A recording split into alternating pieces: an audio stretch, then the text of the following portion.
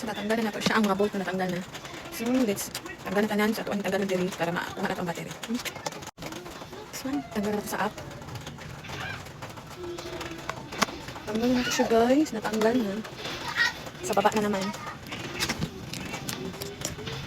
So this one, natanggal na siya. This one, tanggal. Set aside. And this one, tanggalon natin ang ribbon dari guys. So, para sa battery para matanggal. Slowly.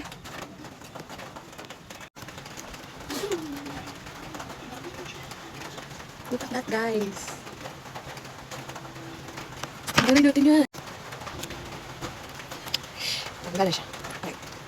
So, kanina mo niyahang ribbon pa doon sa iyahang LCD. Tanggalin natin na.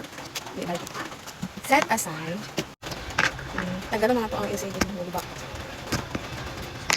Using our this one. Tawag nyo guys. Very good back na big siya. Chidang! This one. Mag-ibig ng LCD guys.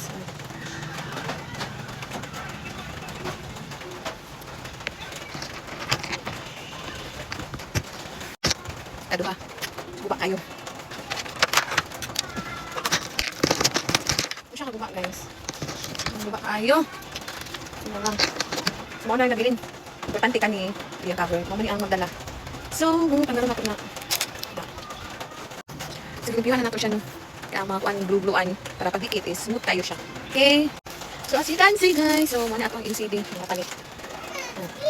Then, this one. Okay, atong i-try. So, ito nang gisulod diri. I-try sa nato kung gana ba siya. Sulod na ito dira.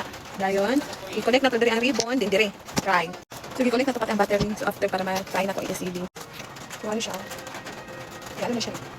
Panato na siya na-fix ha. I-check ako kung gana ba. So, okay man ang LCD mo. So, ato na siyang ikabit. So, first, ito na ito glue diri. Kaya ito na LCD. Okay!